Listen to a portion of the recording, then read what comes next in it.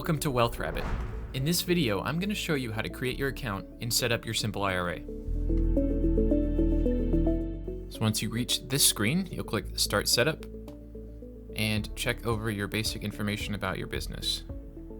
Make sure you include your type of business, whatever is closest, then your business structure, and any additional details required for that structure.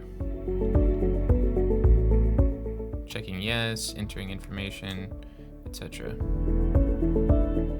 Then make sure you have the correct business address, and if the mailing address is different, be sure to enter that, and click Save and Continue. Check yes if the business is a legal entity exempt from identifying and verifying beneficial owners. Select the reason.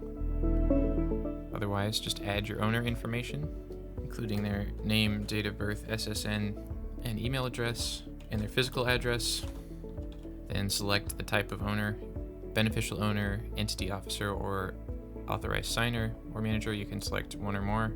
You will need to add at least one beneficial owner, entity officer, authorized signer, and manager, separate individuals, or just one individual. If you want to add more, you can add owners here. When you check the authorized signer button, you'll be prompted to enter this information down here. So you'll need to select the ID type, enter the ID number, the state of issue, and the expiry date, and all this additional information. So if the officer is a control person of a publicly traded company, check yes and add the stock ticker symbol.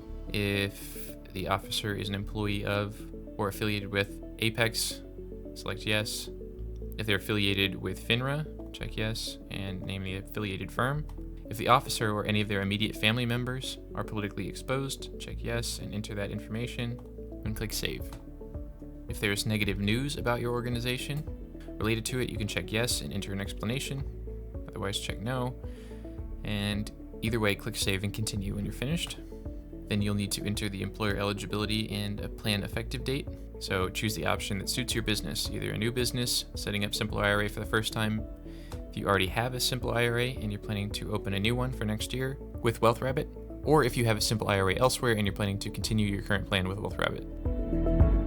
Be sure to enter the date if required, and acknowledge that your business meets the eligibility criteria for offering a Simple IRA plan, which are here, and click Save and Continue. In employee eligibility, you can include all your employees or restrict eligibility based on annual compensation. So you can say all employees are eligible, or eligibility is limited based on employee compensation, and enter the compensation amounts here. So their compensation for the current year is expected to be at least $20,000, for instance. And their compensation for however many previous years, up to 2, was however much money. You can also exclude certain employees if they're covered under a bargaining agreement. So if you want to do that, you click yes. Once you have this all filled out, click Save and Continue. Then you'll add your plan details, so you can customize the plan name. Right now it's just business name and Simple IRA. You also need to enter your payroll details to determine how often Simple IRA contributions are made, whether weekly, bi-weekly, semi-monthly, or monthly. If you choose bi-weekly, fill out any additional details such as the payday for each period and the first pay date. Click Save and Continue. Then you will customize when the employee can modify their salary reduction contribution. We recommend monthly on the first day of the next month, but you can also do quarterly or only during the election period. You can also indicate if an employee who terminates their salary reduction agreement can resume contributions during the calendar year, either yes or no, and click Save and Continue. Then you'll indicate the type of contribution you want to set up, either dollar-to-dollar matching up to 3%, which you can customize here, 1, 2, 3%. If you do less than 3%, you will acknowledge that this will be reduced only twice during a 5-year period, or a 2% non-elective contribution. We'll choose this one for now, and click Save and Continue. Now you'll need to add your bank account. We use Plaid for this process, so you'll click Continue, and we have the most common banks here, but if you can't find your bank in that list, you can search for it here. Choose Wells Fargo for now. And this is just an example of what it may look like, so just complete the whole sign-in process for your bank. And once you have completed that process, you'll get success and you'll continue. Your account details will show up here, which you can edit or delete, and click Continue.